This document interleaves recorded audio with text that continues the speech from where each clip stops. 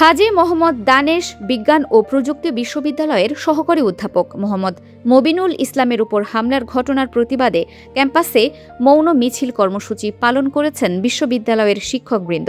মঙ্গলবার সকাল 10টায় বিশ্ববিদ্যালয় ক্যাম্পাসে অনুষ্ঠিত এই মৌন মিছিলে বিভিন্ন বিভাগের শিক্ষকরা অংশগ্রহণ করেন। কর্মসূচিতে বক্তারা উদ্ভিদ রোগতত্ত্ব বিভাগের সহকারী অধ্যাপক মোহাম্মদ মবিনুল ইসলামের ওপর সংঘটিত হামলাকে বর্বরোচিত, ন্যাক্কারজনক ও শিক্ষাঙ্গনের পরিবেশ বিরোধী কর্মকাণ্ড হিসেবে আখ্যায়িত করেন। শিক্ষকরা বলেন, একজন শিক্ষকের ওপর এ ধরনের হামলা শুধু ব্যক্তির উপর আক্রমণ নয়, বরং পুরো শিক্ষা ব্যবস্থার মর্যাদা ও নিরাপত্তার ওপর আঘাত।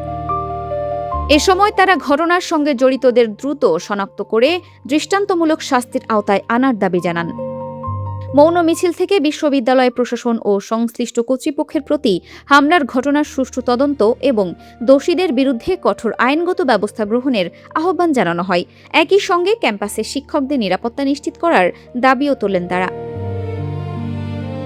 কর্মসূচিতে অংশগ্রহণকারী শিক্ষকবৃন্দ জানান, শিক্ষাঙ্গনের শান্তিপূর্ণ ও সহনশীল পরিবেশ বজায় রাখতে এ ধরনের সন্ত্রাসী কর্মকাণ্ডের বিরুদ্ধে সবাইকে ঐক্যবদ্ধ অবস্থান নিতে হবে।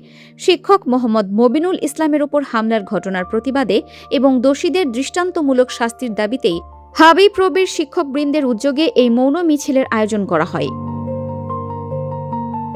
আরফিন ফারহা, দিনাজপুর টিভি।